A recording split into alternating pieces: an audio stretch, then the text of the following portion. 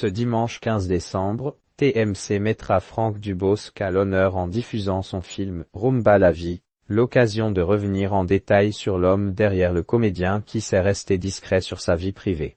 Janvier sera un mois chargé pour Franck Dubosc dont le troisième film, Un ours dans le Jura, sortira en salle le 1er janvier. Et pour faire patienter le public, TMC a décidé de rediffuser son deuxième long métrage, Rumba la vie, le dimanche 15 décembre en première partie de soirée.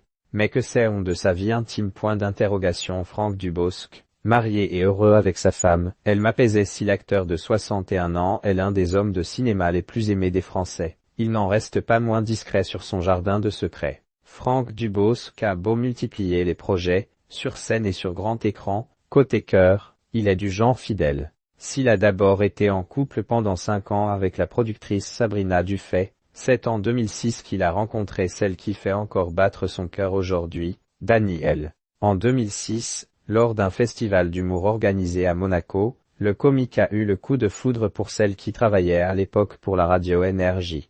De 10 ans sa cadette, la Libanaise et l'humoriste ont même scellé leur union en juin 2009. Ma femme me calme, m'apaise. Elle m'a aidé à m'aimer un peu plus. Dès le premier regard, elle a compris qui se cachait derrière le masque, avait déclaré Franck Dubosc à gala au sujet de sa discrète épouse. Et à lui d'ajouter, son calme, sa sérénité, je me suis dit que c'est ça qu'il me faut. Quelqu'un qui soit comme ça, à l'opposé de moi.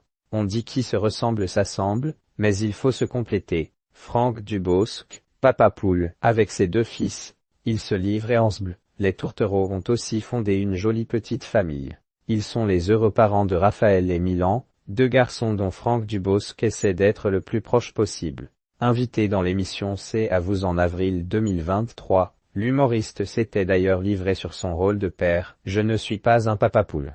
J'ai été un papa poule. Là, je suis un papa chiant. Avant de confier, je n'ai aucune autorité sur mes enfants. Un constat qui découle peut-être de sa relation tumultueuse avec son propre père, Lucien, décédé en 2002 de la maladie de Charcot.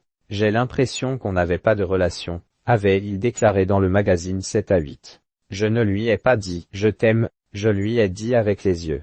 On s'est pris la main. Est-ce que cela remplace des années de disputes, des années d'incompréhension? Je n'en sais rien. On s'est dit ce qu'il fallait se dire, qu'on se pardonnait l'un l'autre. Se prendre la main était une façon de se dire « je te pardonne, on est quand même de la même famille », avait-il ensuite complété au sujet de celui à qui il avait dédié un téléfilm, la dernière partie.